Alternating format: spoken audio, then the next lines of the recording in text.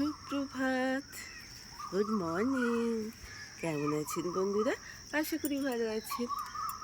তো আপনাদের সুস্থতা কামনা করে শ্রাবণীর এমএস ব্লগে আপনাদের অনেক অনেক স্বাগত জানিয়ে ভিডিওটা এই সকালবেলা এইখান থেকেই শুরু করলাম। তো চলুন একটু চা খেয়ে নিই। বাবি বাচ্চা ঘুমোচ্ছে, তো আমি তো উঠে পড়েছি। ঘড়িতে বাজছে এখন 5:00। তো আজকে সানডে, তো চলুন এবার একটু চাটা খেয়ে নিই। একটু যদি পারি তো একটুখানি মর্নিং ওয়াক করে আসি, করেছে তারপরে বাবি অফিস আছে, রান্নাবান্না সাংসারিক কাজ যেমন শুরু হয় আর কি, সেইভাবেই প্রত্যেক দিনের মতো প্রতিনিয়ত যেইভাবে আমি চলি সেইভাবেই কাজগুলো গুছিয়ে গেছেই করে নেব।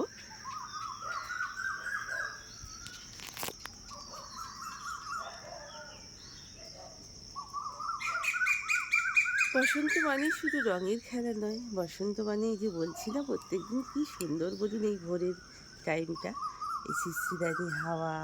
খানিকক্ষণ আগে প্রচণ্ডভাবে ঝোড়ো হাওয়া বয়ে গেছে এখান দিয়ে। তো চলুন এবার একটু চাটা খাই, খেয়ে একটু বেরিয়ে হেঁটে ঘুরে চলে আসি। আজ হাঁটতে হাঁটতে চলে এসেছি বাঁধের এদিকটা। তো এখানে বাঁধের এদিকে একটা খুব সুন্দর দুর্গা মন্দির দেখালাম আপনাদের। তো চলুন বাঁধের এইখানটা দিয়ে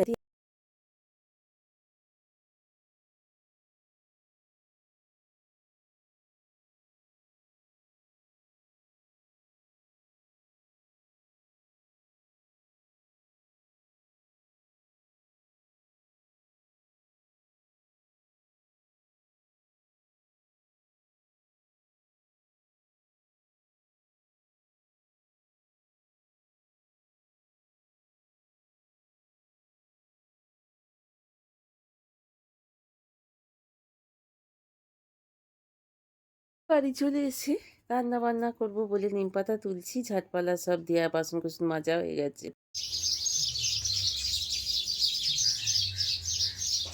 দেখুন কিরম ঝগড়াটা একবার শুধু দেখুন। বাবা রে, কাদের দলে যে ঝগড়া নেই এটাই শুধু ভাবি, কোথায় ঝগড়া নেই। তো বসে পড়েছি দেবাদেবীতে। আমি এক কাপ চা কিন্তু কোন ভোরবেলা খেয়ে নিয়েছি। বাচ্চাবাবু উঠলো, বাচ্চাবাবুকে করে দিলাম। চলুন আগে জলটা সেবন করে নিই।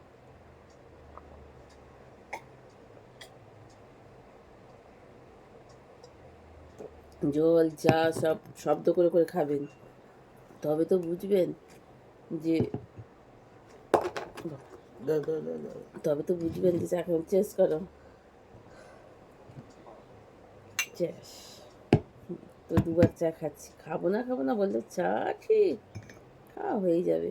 ওই মানে জামাইয়ের নামে মেরে হাঁস পুষ্টিবর্গ খায় মাছ, বাচ্চুর নামে হলো আমি কেন, আবার বাবি খাবে, আবার বাবির সঙ্গে একদম। গুড মর্নিং ফ্রেন্ডস, কেমন আছেন? ভালো সুস্থ থাকুন, ভালো থাকুন, আর কি বলবো বলুন। বাবা রে, আর বাড়ির সামনে থেকে অল্প একটু মাছ পেয়ে গেলাম, নিয়ে নিলাম। তো মাছটাকে বেছে ফেলছি, স্নানের আগে মাছটা পেয়ে গেলাম। বাজার থেকে নিলে অবশ্য মাছ তো বেছেই দেয়, বাছা কষ্ট করতে হয় না। কিন্তু এখান থেকে বাড়ির সামনে থেকে নিলেই তো মাছটাকে বাঁচতে হয়, কিন্তু স্নানের আগে বেছে ফেললে এই যে গায়ে ছিটকে ফিটকে লাগবে।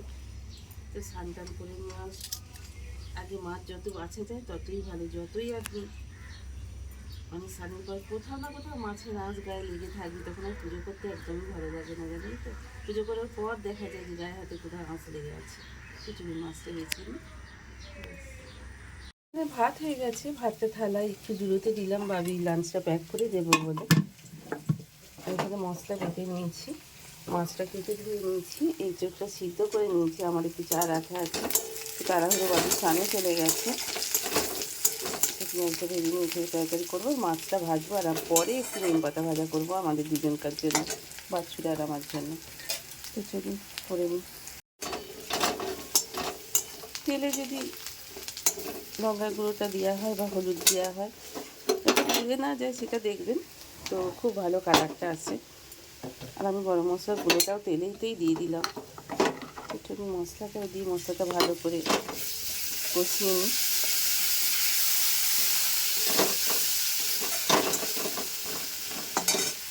বাইরে স্ট্যান্ড ফ্যানটা চলছে, তার আওয়াজ হচ্ছে বাবির ভাত তরকারি, যেহেতু জুড়োতে দিয়েছি আর মাছটা ভীষণ অল্প তেলে করবো জানেন তো, কারণ এঁচড়ে একটু তেল না দিলে হয় না, তাই তো এঁচড়ে তেলটা দিয়েছি। মাছটা কিন্তু একেবারেই হালকা অল্প তেলে ফ্যাটা ফ্যাটা করে রেসিপিটা বানাবো। তো একটু বেগুন ছিল, একটু পাকাই বেগুন, নিম পাতাটা একটু পাকা বেগুনই ভালো লাগে জানেন তো আমার, বিশেষ করে আপনাদের কি আমি বলতে পারবো না। তো একটু সিদ্ধ করে নিলাম নুন জল দিয়ে, এবং নিম পাতাটা একটু বেশি করে নিম পাতা নিয়েছি। এবার একটু নিম পাতাটা ভেজে নেবো। কি সুন্দর ফ্লেভার, নিম পাতার গন্ধে যেন মনে হচ্ছে ঘরের সকল কিছু নেগেটিভিটি দূর হয়ে গিয়ে পজিটিভিটি এসে গেল। মাঝে মাঝে কী করি বলুন তো, আমি ঘর যখন মুছি তখন বেশ কিছু নিম পাতা নিয়ে এসে ফুটিয়ে নিই, সেই জলটা দিয়ে ঘর মুছি। আর ঘরে কি সুন্দর, মানে ফিনাইল আপনার লাগবে না, ওই যে লাইজল সব হ্যান ত্যান এইসব কিচ্ছু লাগবে না আপনারা যদি এটা করেন। বাড়িতে নিম গাছ থাকলে বেশ করে ভিজিয়ে নিন, ভিজিয়ে নিয়ে একটু গরম জল করে এটাকে ভালো করে ফুটিয়ে নিয়ে এইবার বালতিতে ঢেলে দিয়ে সেইটা দিয়ে ঘর দুয়ার মুছে নিন, দেখবেন ঘর দুয়ারে কী দারুণ যেমন ফেল, মশা মাছি খুব একটা বেশি হয় না। তো চলো এটা করবো, বাচ্চাও খেয়ে আবার বেরোবে। সানডে মানেই তো সবজি বাজারে যাবে বাড়ির বেটা ছেলেরা, কিন্তু এত বাজার গত সপ্তাহে এনেছিল, পটল থেকে ঢাঁড়স থেকে পটলগুলো তো এত দামি পটল, 60 টাকা কেজি পটল, সেগুলো নষ্ট হয়ে যাচ্ছে। বেশ কিছু ঢাঁড়স ফাড়স সব থেকে গেছে, বাবিকে তুলে দিতে গিয়েছিল স্টেশনে, তো এই মালগুলো পেয়েছে, সেগুলো আবার নিয়ে চলে এলো। তো তো বাচ্চাবাবু একটু বেরোবে, তাই জন্য ওকে খেতে দিয়ে দিয়েছি নিম পাতা ভাজা, এঁচড়ের তরকারি, মাছের ঝাল, আর কালকের ডাল আছে, ও অবশ্য নেবে না, আমি গরম করে নেব পরে। তো চলুন ও খেয়ে নিই। তো ঘড়িতে বাজতে চললো 12টা 25 নাগাদ, আমি ভাত নিয়ে বসে পড়েছি। এখানে মাছের খুব সুন্দর একটু তেল কাটা ছিল, একটু পেঁয়াজ দিয়ে ভেজে নিয়েছি। এঁচড়ের তরকারি, মাছের ঝাল আর নিম পাতা, আর কালকের ডালটা অবশ্যই আছে। তো চলুন লাঞ্চটা সেরে ফেলি। বাচ্চাবাবু গেছেন নিজের বাড়ি, তো খাওয়া দাওয়া করেই গেছেন, লাঞ্চটা করেই গেছেন, আর টিফিন নিয়ে গেছে, টিফিনে মুড়ি দিয়ে দিয়েছি অল্প একটু। তো ঘরের কাজকর্ম করতে গেছে, ঘর দুয়ারগুলো তো একটু পরিষ্কার পরিচ্ছন্ন মাঝে মাঝে করতে হয়, তাই জন্য উনি গেছেন। তো আমি একাই খাচ্ছি আজকে। তো চলুন লাঞ্চটা সেরে ফেলি। তো চলুন, এবার সন্ধে হয়ে এলো, দেখছেন তো অন্ধকার হয়ে গেছে, বাসনগুলো মেজে নিলাম, রোদের জোর কমতে, কী রোদের জোর বাপরে বাপ, ভাতটাও করে ফেললাম জানেন তো। এবার জল ফলগুলো চলুন ভরে টরে নিই, চুলটা আজরানো হয়ে গেছে কিন্তু সিঁদুর ফিদুর করা হয়নি। বাচ্চাবু এলো, ওর সাথে একটু গল্প গুজব করলাম, একটু গরম গরম সিঙ্গারা নিয়ে এলো, একটু খেলাম, ওদের একটু শরবত করে দিলাম। তো চলুন আগে জলটা ভরে নিই, ভরে নিয়ে এবার দেখি কী রান্না বান্না রাত্রে হয়, যেহেতু আজকে সানডে স্পেশাল দিন বলে কথা। হরে কৃষ্ণ কৃষ্ণ কৃষ্ণ হরে হরে, হরে রাম রাম রাম হরে হরে, হরে কৃষ্ণ কৃষ্ণ কৃষ্ণ হরে হরে, রাম হরে হরে।